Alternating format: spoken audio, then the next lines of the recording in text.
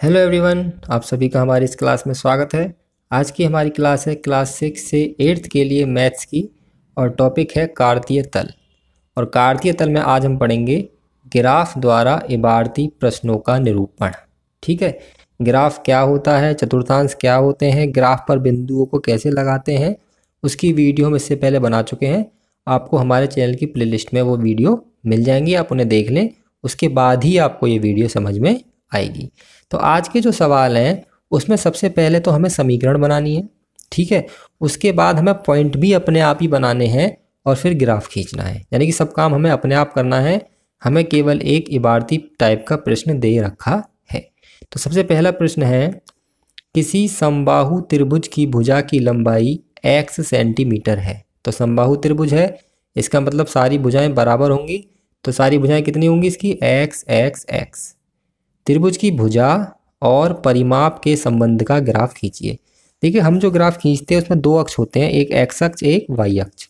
तो आज जो सवाल है उसमें भी हमें दो चीज़ें दे रखी होंगी कि हमें किस किस के बीच में ग्राफ खींचना है। जैसे इस सवाल में भुजा और परिमाप के बीच खींचना है, तो उन दोनों चीज़ों को हम मान लेते हैं।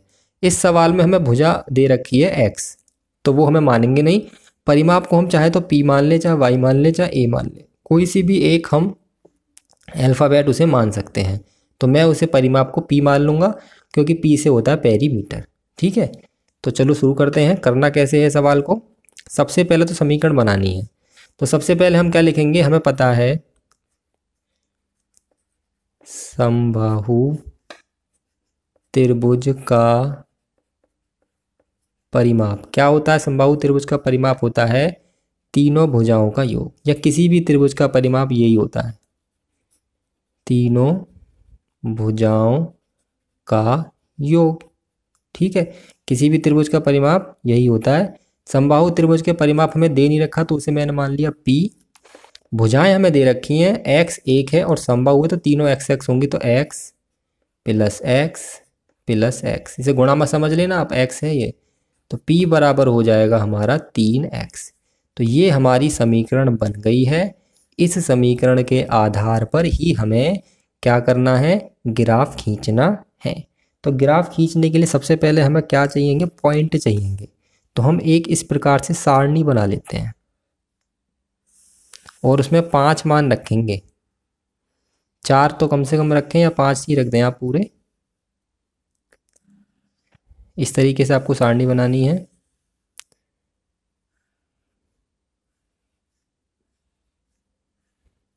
अब यहाँ पर दो अज्ञात पद हैं, उन्हें मैं लिख देता हूँ, एक p और एक x। अब यहाँ पर हम क्या करेंगे, x का कुछ भी मान रखते जाएंगे और p का जो मान निकल के आएगा वो हम यहाँ लिखते जाएंगे टेबल में। कैसे, वो सब काम हमें करना कॉपी पर ही है, ग्राफ पेपर से अलग जो कॉपी मिलेगी उस पर। तो देखिए, ये जो हमारा परिमाप है और भुजाएं, ये नेगेटिव नहीं हो सकती, मतलब हमें कोई भी ऋणात्मक संख्या वाला मान नहीं रखना है। वैसे अगर हम ग्राफ बनाते हैं नॉर्मली, तो हम दोनों तरह के मान रख सकते हैं अगर कोई केवल सिंपल समीकरण दे रखी है हमें। पर चूंकि ये समीकरण हमारी त्रिभुज के परिमाप और भुजाओं पर आधारित है, ना तो परिमाप का भी ऋणात्मक हो सकता है ना ही भुजा, तो इसलिए हम इसमें ऋणात्मक मान नहीं रखेंगे। तो हम शुरुआत करते हैं, सबसे पहला मान रखेंगे हम x बराबर 0। हम x का ही मान रख देते हैं, हालांकि p का भी रख सकते हैं, पर हम x का ही रख लेंगे क्योंकि वो 3 में गुणा करके आसानी से p का मान निकल जाएगा। तो x बराबर 0 रखने पर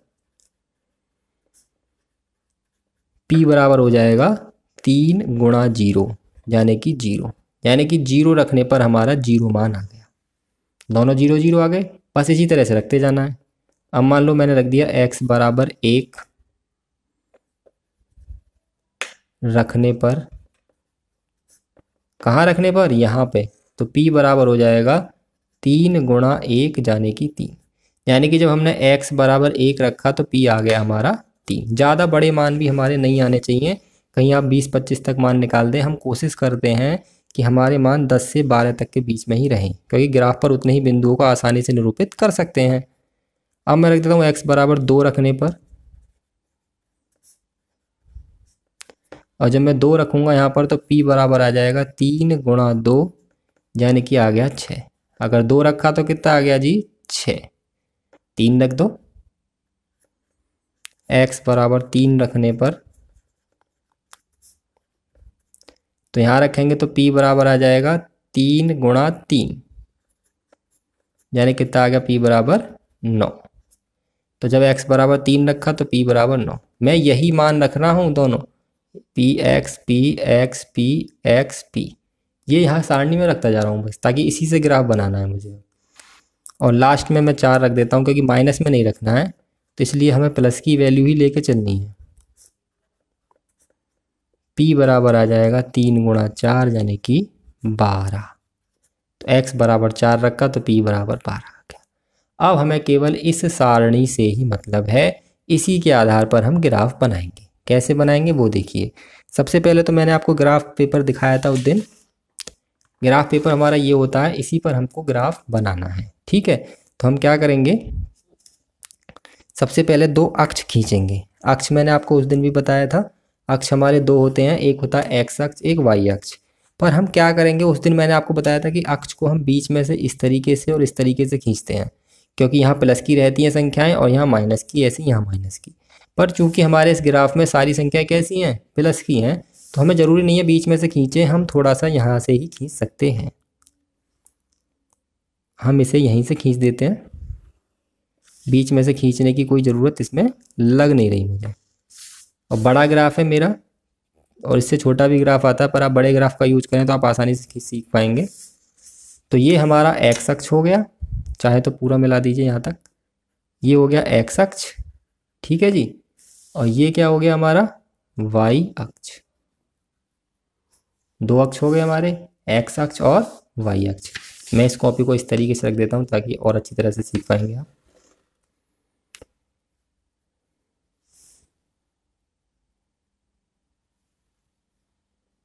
x अक्ष और y अक्ष, ठीक है। अब दिख रहा है आपको, ठीक। अब हमारे जो मान हैं, इसे मैं अलग निकाल देता हूँ इसमें से। जो मान है हमारे, सबसे पहली बात तो हमें यहाँ पर लिखना है, ये भी सेंटीमीटर में है और ये भी सेंटीमीटर में है, क्योंकि हमारी भुजा किस में दे रखी है, ये सेंटीमीटर में। तो जो हमारे मान है वो सेंटीमीटर में है, तो हम पैमाना मानेंगे, सबसे ज़रूरी होता है पैमाना। तो पैमाना कैसे मानते हैं पहले आप वो देखिए। पैमाना मानने के लिए देखिए, एक्स अक्ष पर पैमाना मानेंगे पहले। एक बड़ा खाना मैं 1 सेंटीमीटर के बराबर मान रहा हूँ, ऐसे ही इस पर भी। और मैं एक्स अक्ष पर दिखा दूंगा यहाँ पर परिमाप, कोई से भी अक्ष पर आप कुछ भी दिखा सकते हैं। और वाई अक्ष, चलो मैं एक्स अक्ष पर दिखा देता हूँ भुजा, और वाई अक्ष जो मेरा होगा ये दर्शाएगा मेरा परिमाप। ये हम लिख देंगे, सब चीज़ को हमें इस पर दर्शाना है। यानी कि एक्स अक्ष जो होगा वो भुजा को दर्शाएगा और वाई अक्ष हमारा जो है वो परिमाप को दर्शाएगा। एक्स अक्ष पर जो पैमाना होगा वो यही होगा, एक बड़ा खाना बराबर 1 सेंटीमीटर भुजा का जो है, और वाई अक्ष पे भी वही होगा, क्योंकि हमारी जो यूनिट है उसमें वो सेंटीमीटर में है। एक बड़ा खाना बराबर 1 सेंटीमीटर, दोनों चीज़ें हमारी एक्स और वाई अक्ष पर सेम है। तो हम इस पर हम निशान लगाएंगे बराबर बराबर दूरी पर। यहाँ लिखेंगे हम 1, हमें माइनस में लिखने की जरूरत नहीं, तो प्लस में लिखते चले जाएंगे। 2 3 4 5 6 7, कितने निशान लगाने वो हम यहाँ से पता चला लेंगे। एक्स पर सबसे बड़ी संख्या 4 है हमारी, क्योंकि मैंने भुजा को माना है ना एक्स अक्ष पर। तो एक्स पर सबसे बड़ी संख्या हमारी कौन सी है, 4। तो फिर भी मैंने 7 तक खींच दिया, इतना काफ़ी है। और वाई पर सबसे बड़ी संख्या कौन सी है, 12। तो इस पर मैं थोड़ा एक हाथ आगे खींच दूंगा। 1 2 3 4 5 6 7 8 9 10 11 और 12, ठीक है। तो ये मैंने खींच दिया है। अब हम इस पर पॉइंट को प्लॉट करेंगे। तो पहला पॉइंट है हमारा 0 0। तो मैंने आपको बताया था 0 0 वही बिंदु होता है जहाँ पर दोनों अक्ष मिलते हैं। तो एक पॉइंट तो हमारा ये हो गया, इसे हम डार्क कर देंगे। दूसरा पॉइंट है x बराबर 1 और p बराबर 3। ये हमारा p है, ठीक है, और ये x बराबर 1। तो x बराबर 1 और यहाँ से p पर जाएंगे 3। ये हमारा पहला पॉइंट हो गया।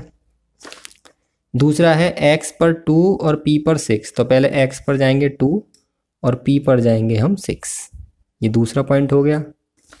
तीसरा पॉइंट है x पर 3 और इस पर 9, x पर 3 है और p पर है 9, और चौथा इस पर 4 है और इस पर 12 है। p मतलब y अक्ष है और जो x है वो हमारा x अक्ष है, क्योंकि मैंने इसे भुजा माना, इसे परिमाप माना है। ये x है और वो p है। ठीक, अब ये हमारी हमेशा एक सीधी लाइन ही आनी चाहिए तो आपका ग्राफ सही है, वरना आप ग्राफ गलत बना रहे हैं। क्योंकि रेखीय समीकरण मतलब जिसमें चर पद की घात 1 हो, तो इसमें 2 हमारे चर पद हैं, दोनों की घात 1 1 है, तो इसलिए इसका ग्राफ हमेशा एक सीधी लाइन में ही आना चाहिए। तो इसे मिलाकर देखते हैं क्या सीधी लाइन आ रही है। जी हाँ, ये हमारी सीधी लाइन आ रही है और ये मूल बिंदु से भी गुजर रही है, अतः हमने अपना ग्राफ सही खींचा है। ठीक है, अब इस ग्राफ से हम कुछ उत्तर भी दे सकते हैं प्रश्नों के। हालांकि आपके प्रश्न में मैंने लिखा नहीं है, फिर भी मैं आपको अलग से बता रहा हूँ। ये मैंने ग्राफ खींच दिया है जिसमें x अक्ष हमारी भुजा है, y अक्ष हमारी परिमाप है, और इस ग्राफ से हम उत्तर कैसे देंगे। जैसे हम कहें कि जी अगर हम अपनी भुजा 5 रहें, अगर हमारे त्रिभुज की भुजा 5 हो तो बताइए कि उसका परिमाप कितना होगा। तो उसके लिए क्या करेंगे, इस 5 भुजा से, या फिर हम कहें कि त्रिभुज की भुजा अगर, हाँ 5 ही भुजा से हम डाल देंगे इस पर लंब, दोनों तरफ इस तरीके से लंब डालेंगे डॉट डॉट, क्योंकि 5 पर हमें ज्ञात करना है।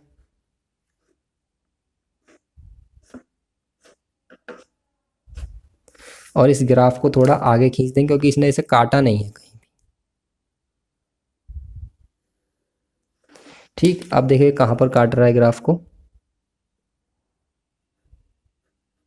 और इसके साथ इसे भी मिला दीजिए y अक्ष पर, क्योंकि वही तो परिमाप बताएगा, और इस पर नंबर डाल दीजिए 13 14 15। तो हम देखेंगे यदि भुजा अगर 5 है तो परिमाप कितना है इसका 15। तो हमारे ग्राफ से हम इसी प्रकार प्रश्नों के उत्तर दे सकते हैं। अगर हम कहें कि जी परिमाप अगर 10 है तो बताइए भुजा कितनी होगी, तो हम क्या करेंगे, परिमाप से लंब डाल देंगे इस पर यूं। ठीक, और फिर यहाँ से फिर इस पर भी लंब डाल देंगे यूं, इस तरीके से। तो ये लगभग 3.3 के बाद मिलेगा। तो परिमाप अगर 10 होगा तो भुजा होगी 3.3। जो भी चीज़ हमें निकालनी है हम उससे इस ग्राफ पर लंब डालेंगे और दूसरी तरफ वाले पर उसे मिला देंगे, और वो हमारा उत्तर निकल कर आ जाएगा। अगर हमसे कहे कि भुजा इसकी मान लो 6 है, तो इसकी वो भुजा इसकी अगर 8 है, वो परिमाप 8 है, तो भुजा कितनी होगी, तो परिमाप से इस पर लंब डालो, इस पर लंब डाल दो, वो जहाँ पर कटेगा वो हमारी भुजा होगी। अगर वो कहे कि भुजा अगर 10 हो तो परिमाप कितना होगा, 10 यहाँ आएगा, इससे यहाँ लंब डालेंगे और यहाँ लंब डालेंगे, वो हमारा परिमाप निकल कर आ जाएगा। ठीक है, तो इस सवाल में तो इतना ही है। उम्मीद है आपको समझ में आया होगा। हम अभी और भी सवाल आपको समझाएंगे। दूसरा सवाल करते हैं। सवाल नंबर 2। सवाल नंबर 2 है 200 रुपये का 3% वार्षिक ब्याज की दर से साधारण ब्याज और समय के बीच संबंध का ग्राफ खींचिए। तो इसमें भी देखिए मैंने कहा था 2 अक्ष होते हैं, तो हमारे 2 ही टर्म दे रखी हैं इसमें, एक तो ब्याज की और एक समय की। और सूत्र हमें पता ही है कि साधारण ब्याज का सूत्र हमें लगाना है। तो सबसे पहले साधारण ब्याज का सूत्र लिख लेंगे। तो हमारे साधारण ब्याज का सूत्र क्या होता है, पहले वो लिखेंगे। साधारण ब्याज बराबर मूलधन गुणा दर गुणा समय बटे 100। ठीक, तो अब इसका सूत्र हमने लिख लिया है। अब हम इसमें सूत्र में देखेंगे क्या क्या चीज़ हमें दे रखी है, जो नहीं दे रखी है उसे मान लेंगे। देखिए साधारण ब्याज उसे कहते हैं SI अंग्रेजी में, तो मैं इसे मान लेता हूँ S। ठीक, बराबर मूलधन हमारा 200 रुपये है, दर हमेशा जो प्रतिशत में है वो होती है, समय हमें दे नहीं रखा, इसे मैंने मान लिया T, कैपिटल T बटे 100। 100 से कट गया ये 2 बार, तो समीकरण बन के आ गई S बराबर 6T। पिछली बार क्या बन के आई थी हमारी, 2T थी, इस बार हमारी आई है S बराबर 6T। पिछली समीकरण थी हमारी P बराबर 3x, आज इस बार है S बराबर 6T। तो इसमें भी ऐसी सारणी बना लीजिए। और ज़रूरी नहीं है कि हर बार हम 5 ही मान रखें। इस बार मैं 3 ही मान 4 ही मान रखूँगा। दशमलव में भी एक मान रख के दिखाऊँगा।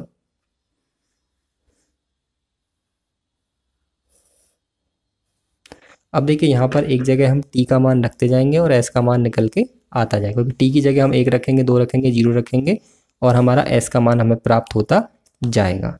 तो कैसे रखेंगे मान? सबसे पहले यहाँ लाइन खींच लेते हैं।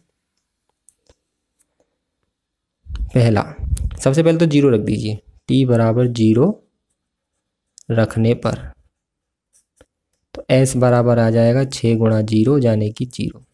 तो 0 रखा तो भैया 0 ही आ गया। ठीक, अब रखते हैं दूसरा मान t बराबर 1। इसमें भी माइनस में मान नहीं रख सकते जैसे पिछले सवाल में नहीं रखा था, क्योंकि ब्याज हमारी कभी माइनस में नहीं हो सकती और ना ही समय माइनस में हो सकता है। तो s बराबर आ जाएगा 6 गुणा t का मान 1 यानी कि 6। तो 1 रखा तो ये आ गया 6। तीसरा हम रख लेते हैं 2 रख लो, चलो t बराबर 2 रखने पर तो s बराबर आ जाएगा 6 गुणा 2 यानी कि 12। अगर 3 रखेंगे तो देखिए 18 बहुत ज़्यादा हो जाएगा, तो t में 18 तक नहीं ले जाना चाह रहा ग्राफ को, तो मैं रख देता हूँ t बराबर 1.5 यानी कि इसका मतलब होता है 3/2। ठीक है, मैंने 3/2 का मतलब भी लिख दिया क्योंकि ग्राफ में मैं इसे ही दर्शाऊंगा 1.5 को। तो s बराबर आ जाएगा 6 गुणा 3/2, ये आ गया 9 यानी कि 1.5 रखा तो 9 आ गया। तो ये हमने 4 पॉइंट हमने निकाल लिए हैं। अब इन 4 पॉइंटों से हम ग्राफ खींचेंगे। तो क्या करेंगे, सबसे पहले तो देखिए प्लस में डिजिट है हमारी सारी, तो हम इसे पिछले वाले सवाल की तरह ही करेंगे और केवल बीच में से ना खींच के इस साइड से ही हम इसमें लाइनें खींचेंगे।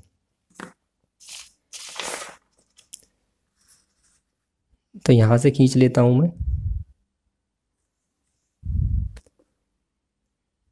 ये हमारा कौन सा अक्ष है जी? वाई अक्ष। ठीक, ये हमारा वाई अक्ष है और ये वाला हमारा एक्स अक्ष है, और दोनों जहाँ काट रहे हैं उसे क्या कहते हैं हम? मूल बिंदु। दोनों अक्ष हमने खींच लिए हैं। अब सबसे पहले तो हम देखिए ध्यान से कि हमें क्या क्या कहाँ पर लिखना है, क्योंकि लिखने का काम सबसे ठीक रहता है। अगर वो आपने गलत कर दिया तो आप सवाल सही नहीं कर पाएंगे। तो सबसे पहले हम लिख देते हैं कौन सा क्या अक्ष है। ये वाला हमारा एक्स अक्ष है, ठीक, और ऊपर वाला हमारा ये वाला वाई अक्ष है। ये मैंने लिख दिया। अब मैं किस पर क्या दर्शा रहा हूँ, मेन बात वो है कि मैं किस अक्ष पर क्या दर्शाना चाह रहा हूँ। तो मैं एक्स अक्ष पर, देखिए मेरे सवाल में आप देखेंगे तो एक है समय और एक है ब्याज। टी मेरा समय है और एस मेरा ब्याज है। तो समय को तो मैं एक्स अक्ष से दर्शाऊंगा और ब्याज को मैं वाई अक्ष से दर्शाऊंगा। तो मैं यहाँ पर लिख देता हूँ एक्स अक्ष पर समय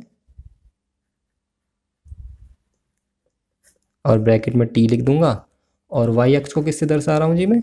ब्याज, और इसे मैं लिख देता हूँ एस। अब इसी हिसाब से पैमाना मान लूंगा मैं। पैमाना मानते वक्त विशेष ध्यान देना है आपको। पैमाना एक्स अक्ष के लिए क्या होगा?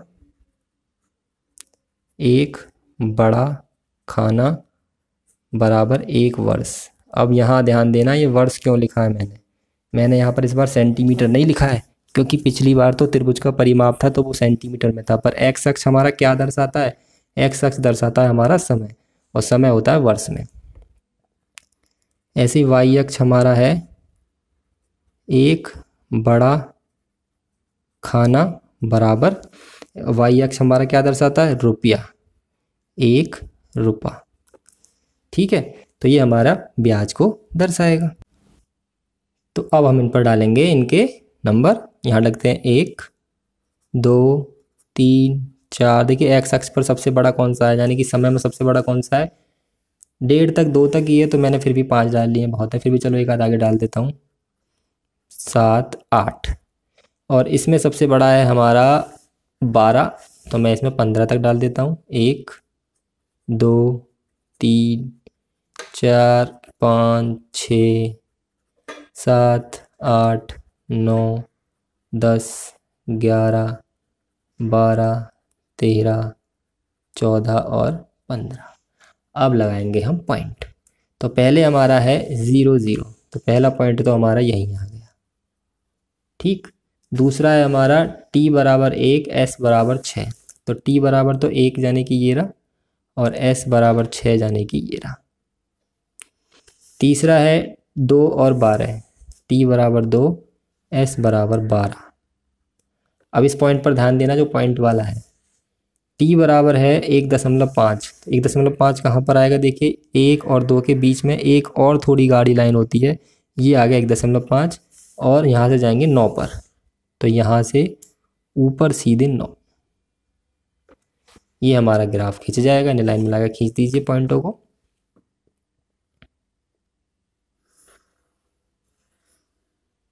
थोड़ा और आगे बढ़ा दीजिए इसे। तो ये हमारा ग्राफ खींच के हो गया है तैयार। ग्राफ किस किस के बीच है? ये समय और ब्याज के संबंध को दर्शा रहा है। अब मैं लंब डालकर कुछ चलिए आपको दिखाता हूँ। मैं ये जानना चाहता हूँ कि 11 रुपये अगर ब्याज है तो कितने समय बाद बनेगी। ठीक है, तो 11 से मैं यहाँ पर लंब डाल दूंगा,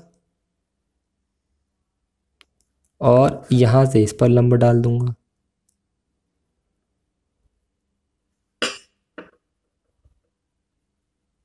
तो 2 वर्ष से भी कम थोड़ा समय है, उतने में हमारी ये बनेगी। हम इसके बाद खाने गिन सकते हैं। जैसे मान लें 8वें खाने पर मिल रहा है तो 1.8 वर्ष बाद।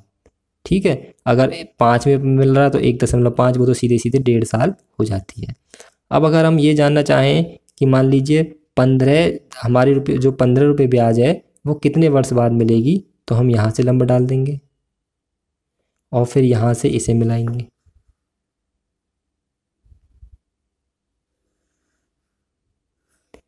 तो हम देखेंगे कि ये आके मिल रहा है यहाँ पर, यानी कि लगभग 2.5। तो 15 रुपये जो ब्याज है वो 2.5 वर्ष बाद हमारी मिलेगी। तो इस ग्राफ से हम इस प्रकार निष्कर्ष निकाल सकते हैं। तो 2 तरह के ग्राफ सिखाए हैं अभी तक हमने आपको, एक तो समय और ब्याज के बीच, और एक त्रिभुज की भुजा और उसके परिमाप के बीच। अब हम आपको एक सवाल और समझाते हैं। हो सकता है वीडियो थोड़ी लंबी हो जाए, पर हमारा मेन मकसद होता है आपको कंसेप्ट क्लियर होना चाहिए।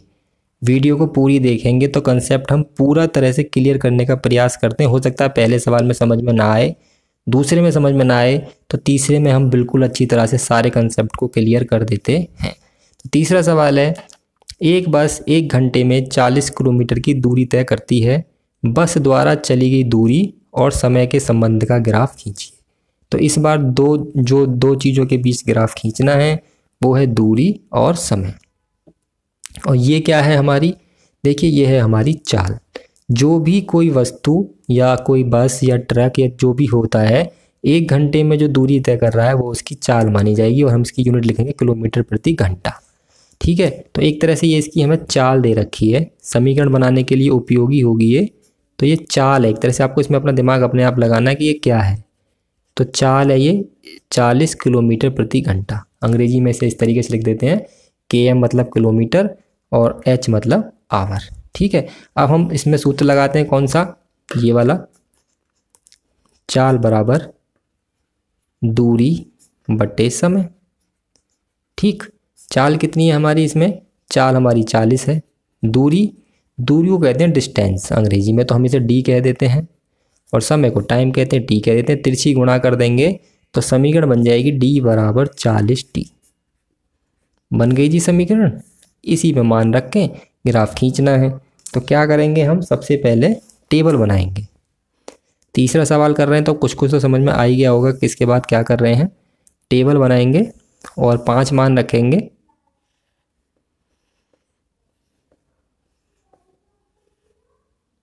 जिसमें से एक तो हम 0 0 रखते हैं। तो हम यहाँ पर t के मान रखते हुए चले जाएंगे, और d का जो मान आएगा वो यहाँ पर लिखते हुए चले जाएंगे। तो शुरू करते हैं मान रखने का क्रम। सबसे पहले रखेंगे हम t बराबर 0। मान रखना भी आपको आना चाहिए। अगर मान रखने में गलती कर देंगे तो ग्राफ तो फिर ठीक बनने वाला है ही नहीं। तो t बराबर 0 रखने पर, यहाँ पर रखना है तो d बराबर हो जाएगा, यहाँ पर 40t का मतलब है 40 गुणा t, तो 40 गुणा 0 यानी कि 0। 0 रखने पे तो जी 0 ही आ गया। दूसरा है, हम रख लेते चलो t बराबर 1, यानी कि 1 घंटे बाद कितनी दूरी तय करेगा, इसका मतलब ये है। तो d बराबर आ जाएगा 40 गुणा 1 यानी कि 40। 1 रखा तो आ गया 40। इसमें भी माइनस की वैल्यू हम नहीं रखेंगे क्योंकि ना तो दूरी माइनस में होती है और ना ही समय। थर्ड वाला है t बराबर 2 रखने पर d बराबर हो जाएगा 40 गुणा 2 यानी कि 80। 2 रखने पर हो गया 80। फोर्थ है t बराबर 3 रखने पर, तो d बराबर हो जाएगा 40 गुणा 3, यही मान रख रहा हूँ मैं सारे, 120। और चलो एक पॉइंट में रख देता हूँ, t बराबर 2.5 यानी कि 5/2, इसका मतलब होता है 2.5 रखने पर, ये 2 और 3 के बीचों बीच लगेगा पॉइंट। तो d बराबर हो जाए, यहाँ पर एक बार रख दे, 3 रख के 120 आया, वो रह गया। d बराबर हो जाएगा 40 गुणा 5/2, 2 से 20 बार और 20 पंजे 100, ये आ गया हमारा 100। तो 2.5 रखा तो 100 आ गया। अब इसका हमें ग्राफ खींचना है, तो उसके लिए मैंने ग्राफ पर इस बार लाइनें खींच ली हैं पहले से ही, ताकि आपको समझने में आसानी रहे। तो ये हमारा अक्ष भी मैंने लिख दिए हैं इस पर, x अक्ष और y अक्ष, और पैमाना ऊपर हम मानेंगे। अभी कैसे मानेंगे उस पर आपको गौर करना, क्योंकि इस सवाल में पैमाने को ढंग से मानना है। तो सबसे पहले हम लिखेंगे x अक्ष पर क्या दर्शाएंगे जी, x अक्ष पर हम दर्शाएंगे ये समय। x अक्ष पर हम दर्शाएंगे समय यानी कि t, और y अक्ष पर हम दर्शाएंगे दूरी यानी कि d। ये दो चीज़ें हम दर्शाएंगे। पैमाना x अक्ष के लिए बहुत आसान है, 1 2 3 4, सबसे बड़ी संख्या 3 है तो 1 1 के बराबर ही मान लेंगे। तो 1 बड़ा खाना बराबर 1 घंटा, क्योंकि समय हमारा किस में है, इसमें घंटे में दे रखा है, यहाँ पर h मतलब 1 घंटे में। और y अक्ष पर देखिए, y अक्ष पर समझना है आपको, y अक्ष पर हमारी सबसे बड़ी संख्या 120। अगर हम यहाँ से 1 1 करके लिखेंगे तो भी 120 तक नहीं पहुँचेंगे, आधा आधा करके लिखेंगे तो भी 120 तक नहीं पहुँचेंगे। तो हम क्या करते हैं ऐसे सवालों में, ध्यान से समझिएगा, मैं रिपीट कर रहा हूँ, ध्यान से समझिएगा। 120 तक की संख्याएं हमें इस पर इंगित करनी है, तो हम क्या करेंगे, 10 10 के मान लेंगे, यानी कि 1 बड़ा खाना बराबर क्या है हमारा, 10 किलोमीटर। इसे ही कहते हैं पैमाना मानना। सबसे ज़रूरी चीज़ है ये जिस पे मैंने टिक लगाया है, क्योंकि 120 तक संख्या नहीं दर्शा सकते, तो अपनी सहूलियत के हिसाब से हम पैमाने को मान लेते हैं कि 1 बड़ा खाना 10 किलोमीटर के बराबर है। और जरूरी नहीं है इसका और इसका पैमाना एक ही हो, दोनों का अलग अलग होता है। तो अब देखिए यहाँ पर 30 लिख देंगे, 40 50 60 70 80 90 100 110 120 130, देख कितना आगे जा रहा है। और हम आसानी से ग्राफ के उत्तर भी दे पाएंगे, वो भी मैं आपको सिखाऊंगा। और नीचे 1 2 3 4 ही है, वहाँ तो कोई ज़रूरत नहीं है ना, क्योंकि वहाँ तो सबसे बड़ी संख्या हमारी 4 ही है। फिर भी मैं यहाँ पर 8 तक लिख देता हूँ। अब हम ग्राफ खींचेंगे। सबसे पहला पॉइंट तो 0 0 है, तो वो तो यही आ जाएगा, यही बना देंगे। दूसरा है हमारा 1 पर 40, तो 1 और इस पर है 40। फिर तीसरा है हमारा 2 पर 80, तो 2 और फिर यहाँ से हम 80। फिर 3 पर हमारा 120 है, और फिर लास्ट वाला पॉइंट जो है वो है 2.5 पे 100। तो 2.5 कहाँ पर आएगा, 2 और 3 के बीच में, यानी कि ये वाला पॉइंट, और इस पर हमारा है 100। इसे मिला के अब हमें खींच देना है। ये हमारा ग्राफ बनके तैयार हो गया। थोड़ा लंबा सा खींचेंगे, यहाँ मूल बिंदु से भी जा रहा है ये हमारा, और तीनों रेखाएं सीध में भी हैं। ठीक, तो ये हमारा ग्राफ खींच के तैयार हो गया। अब इस ग्राफ से कुछ उत्तर देने हैं हमें। क्या देने हैं, उत्तर। कोई हमसे ये पूछे कि ये बताइए कि 4 घंटे बाद वो कितनी दूरी तय करेगा। कितने घंटे बाद, 4 घंटे बाद। तो घंटे हमारे नीचे हैं, तो 4 घंटे से हम क्या करेंगे, लंब डालेंगे इस पर। 4 यहीं तो है ना, तो यहाँ से लंब डालेंगे इस पर, डॉट डॉट, ऐसा लंब डालेंगे जो ग्राफ को काटे।